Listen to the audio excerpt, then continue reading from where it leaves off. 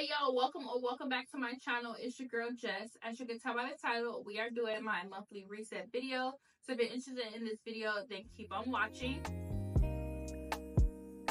Alright y'all, we are going to be talking about my goals in this video and my budget.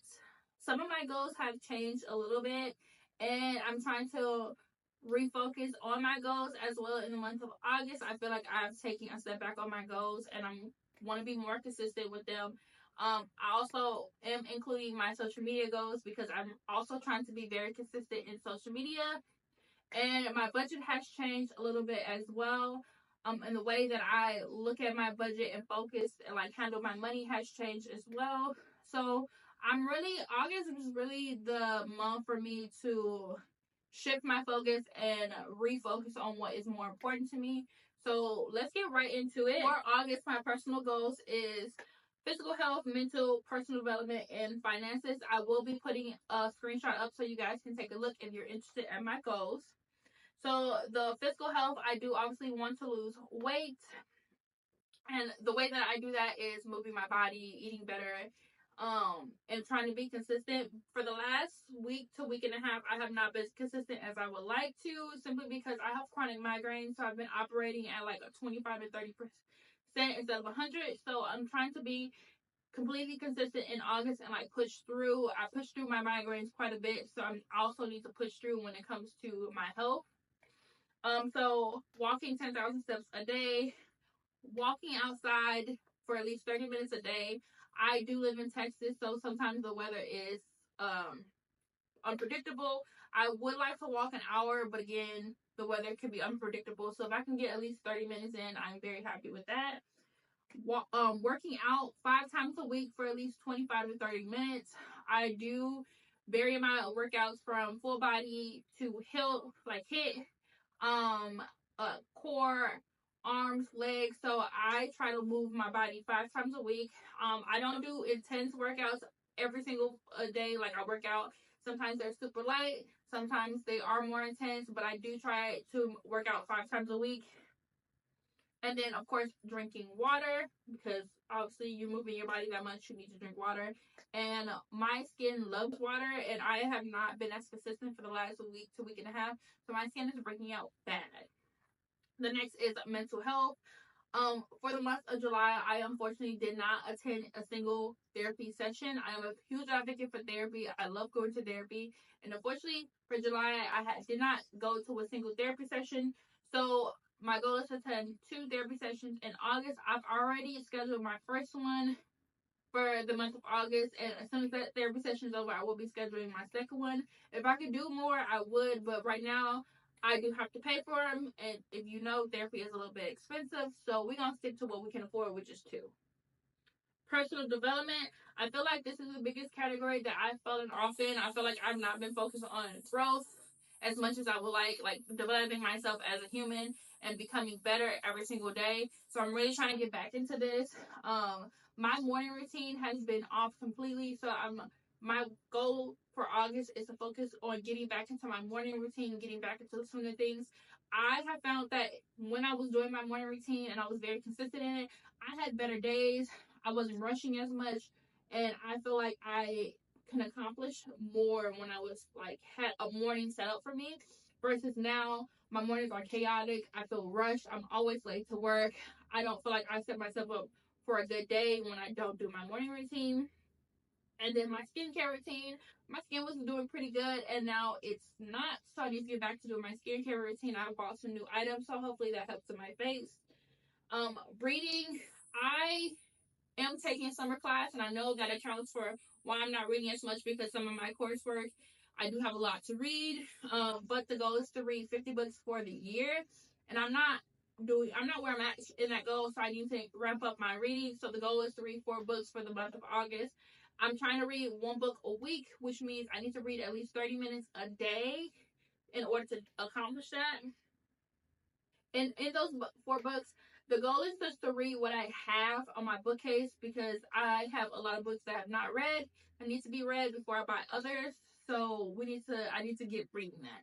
Once I read all the books on my bookcase, I am hoping to get a lot more varieties in books. So I'm not just reading one type of book, which I feel like is what I'm doing now. And then I need to complete the diamond painting. The diamond painting is a hobby of mine. I think everyone should have a hobby. Diamond painting for me is very relaxing. The problem is that I'm tired of this particular diamond painting, and I want something else, and I have my eye on a couple, but I refuse to pay for another one until I complete this one. So August, I will need to finish it. I did make big strides for it in July. Like, I did do a good chunk, but I didn't finish it. So in August, I will be finishing it. Okay, it will be done.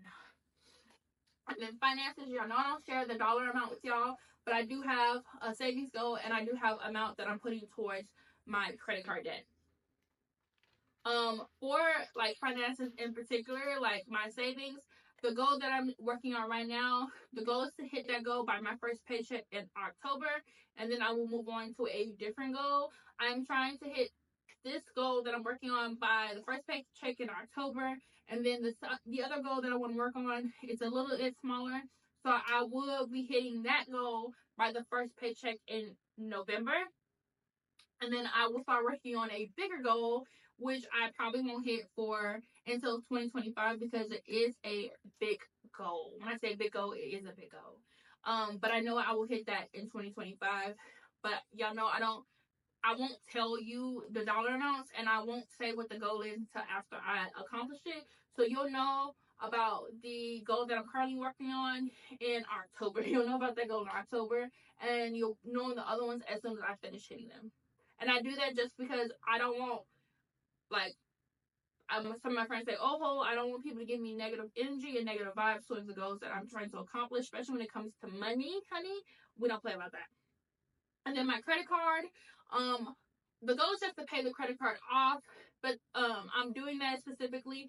I'm hoping to pay my credit card off by March of 2025, and I'm setting that timeline just because I have another big goal coming up in March of 2025, and I need to free up that extra money. So in March of 2025, I'm hoping to pay off this big ass credit card. It's not big, but it's big enough that I need to pay it off by March of 2025. So that is what? August, September, October, November, December, January, February, March, April. 8 months. Yeah, 8 months. So I have 8 months to pay that credit card off, which I know I can do. So we're going to move right into my social media goals. I only have YouTube and TikTok. Those are platforms that I really am trying to grow and be consistent on. Both of the goals are pretty similar in aspects that the overall goal for both platforms is to reach 1,000 subscribers, 1,000 followers.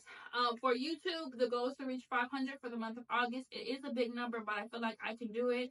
I've really been consistent with it, and hopefully that consistency pays off and it equals growth and improvement in my channel. And to post 5 videos. For TikTok, it's to reach 600 followers and to post a minimum of 2 videos a day. In July, I was posting 3 videos, but y'all, that is a lot. I am working full time. I do have grad school, so posting 3 videos a day was not for me. So I'm scaling that down to posting twice a day. My monthly budget. So I used to think that I had a zero-based budget, and after researching, I do not have a zero-based budget. But now I do have a zero-based budget. I know exactly what to do for a zero-based budget. So I'm very confident that I can stick to this budget. Another thing that has changed within this is that I have learned that I have no impulse control. Yeah, zero. Zero impulse control. And I have a very addicting personality. I already knew I had a very addicting personality. I have crackheaded parents. So, of course, I have an addicting personality. But what that means is that if it's in my account, that means I think that I can swipe my card. No. That's not what that means. So I have taken the initiative to really just start using cash.